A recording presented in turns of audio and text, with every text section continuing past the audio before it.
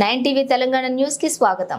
మెదక్ జిల్లా రామాయంపేట మండలం కేంద్రంలోని రాష్ట్ర రైతు నాయకులు పాకాల శ్రీహరిరావు మీడియా సమావేశం నిర్వహించారు. ఈ సందర్భంగా ఆయన మాట్లాడుతూ గత 10 సంవత్సరాల్లో కేంద్రంలో బీజేపీ, రాష్ట్రంలో బీఆర్ఎస్ పార్టీలు రైతులకు గిట్టుబాటు ధర కల్పించలేకపోయిందని అన్నారు. ప్రతి సంవత్సరం దేశవ్యాప్తంగా లక్షలాది ఎకరాలలో పంట నష్టం జరిగి ఆర్థికంగా నష్టపోయిన రైతులను ప్రభుత్వాలు ఆదుకోవడంలో విఫలం చెందాయని విమర్శించారు.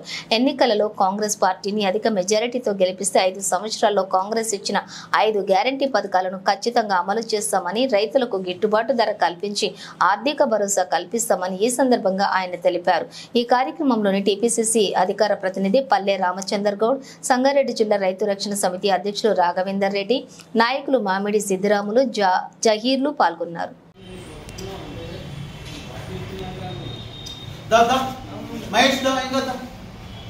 రాష్ట్రంలో, దేశంలో ఇక్కడ టీఆర్ఎస్ ప్రభుత్వము, అక్కడ బీజేపీ ప్రభుత్వము 10 సంవత్సరాల నుంచి కూడా ఏమి చేయకుండా ఈరోజు కళ్ళబొల్లిగా కాంగ్రెస్ పార్టీ మీద విమర్శిస్తున్నారు.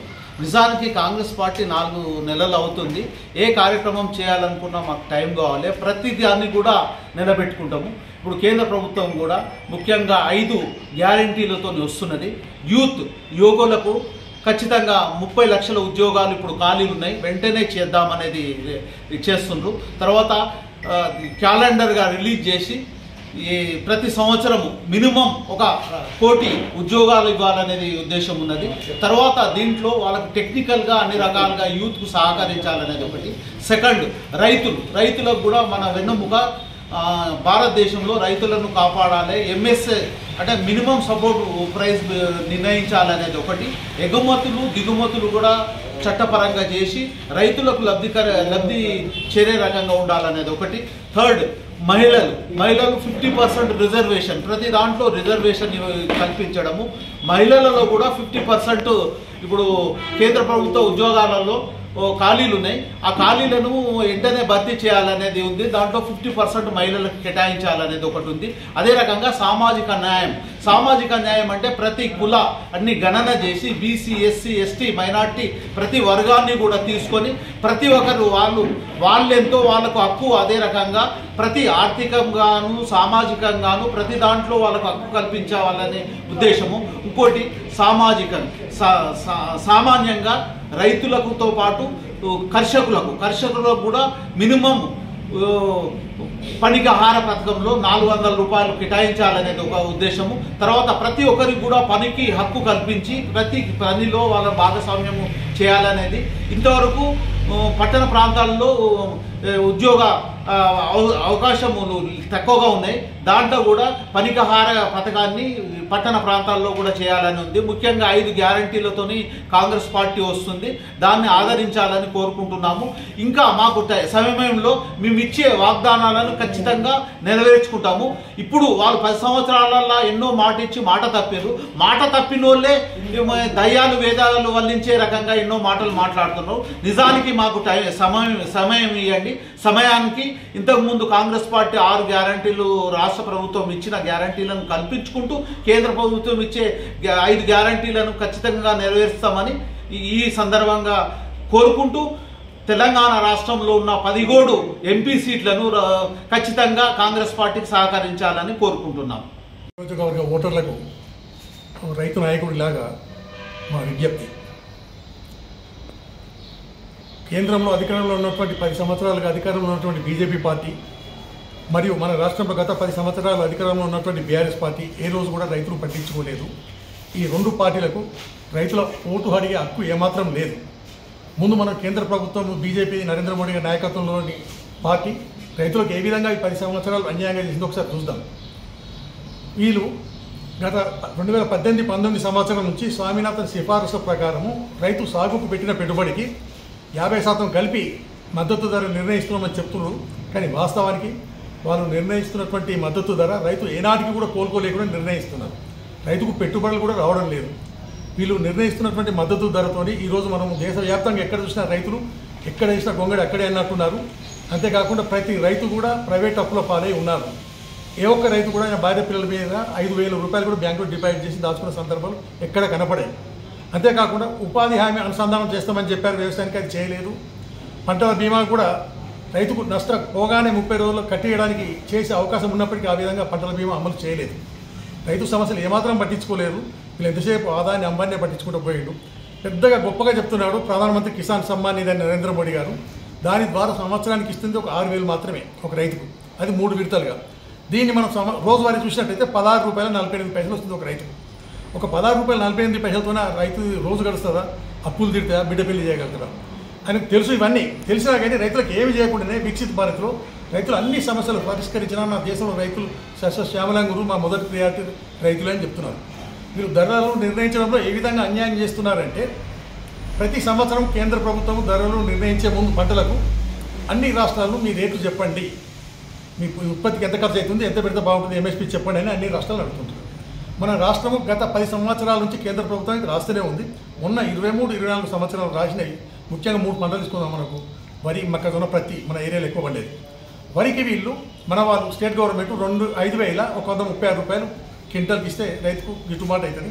స్వామినాథన్ సిఫారసుల ప్రకారము రైతు పెట్టిన పెట్టుబడి కాకుండా రైతు భూమికి కౌలు కూడా లెక్కేయాలి, వాళ్ళ కుటుంబం చేసిన ఖర్చులు కూడా లెక్క పెట్టుకోవాలి. కుటుంబం కూడా పనిచేస్తారు కదా, అవన్నీ ఖర్చులు లెక్కేసుకొని దాని మీద వాళ్ళ పెట్టుబడి మీద వడ్డీ లెక్కేసినట్టయితే ₹5,136 ఇచ్చినట్టయితేనే రైతుకు గిట్టుబాటు అవుతుందని చెప్పి స్టేట్ గవర్నమెంట్ రికమెండ్ చేసింది. చేస్తే వాళ్ళు 2,183 నిర్ణయించింది. అడిగిందేమో 5,000, ఇచ్చిందేమో 2,100 అయితే రైతుకు ఏమాత్రం మిగలడం లేదు, ఖర్చులు కూడా రావడం లేదు. ఉత్పత్తులు పెరుగుతున్నాయి, ఐకేపీ సెంటర్లో బ్యాగులు కనపడుతున్నాయి. అమ్మిన తర్వాత లెక్కలు చూసుకుంటే రైతుకి ఏమీ మిగలడం లేదు. నరేంద్ర మోడీ గారు ఉంటే ఇంకో 5 సంవత్సరాలు కూడా రైతులకు ఇలాగే రేట్లు ఉంటాయి. ఇంతే కాకుండా ఈ అని చెప్పారు వాళ్ళు మన రాష్ట్ర ప్రకారం 2,000 చిల్లర ₹2,076 మొక్కజొన్న ఫిక్స్ చేశారు. ప్రతికి మాత్రం 17,000 ఇస్తేనే గిట్టుబాటు అవుతుందని చెప్పి రాష్ట్ర ప్రభుత్వం రికమెండ్ చేస్తే 7,000 చిల్లర ఉంది, 10,000 తక్కువ. ఇలాంటి పరిస్థితుల్లో కాంగ్రెస్ పార్టీ వాళ్ళ మేనిఫెస్టోలు పెట్టి స్పష్టంగా మేము స్వామినాథన్ సిఫారసుల ప్రకారం మీ సాగుకు పెట్టిన పెట్టుబడికి 50% కలిపి మేము రేట్లు పెడతామని చెప్పారు. అంతేకాకుండా ప్రకటించిన ఎంఎస్పీకి చట్టబద్ధత కూడా కల్పిస్తామని చెప్పారు.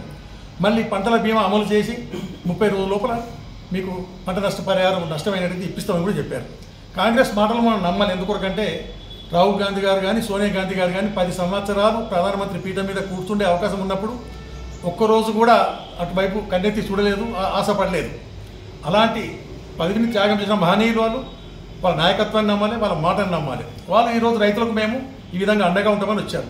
కాబట్టి కాంగ్రెస్ పార్టీ గెలిచినట్టయితే రైతులకు ఏ విధంగా చూసినా ప్రతి ప్రధాన పంటలపైన 1,000 నుంచి 3,000 వరకు రేట్లు పెరిగే అవకాశం ఉంది క్వింటల్ పైన. కాబట్టి రైతులందరూ నరేంద్ర మోడీ గారి పార్టీని ఇప్పటికైనా మనం ఆపకపోతే ఇంకా 5 సంవత్సరాలు ఇలాగే అద్భుతం బతకాల్సి ఉంటుంది. కాబట్టి కాంగ్రెస్ పార్టీని గెలిపించుకోవాలి.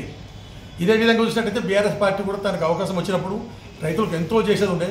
కేవలం 5,000 రైతు బంధు ఇస్తున్నారు కదా, అన్ని అందులోనే వస్తాయని చెప్పి పూర్తిగా నిర్లక్ష్యం చేశాడు.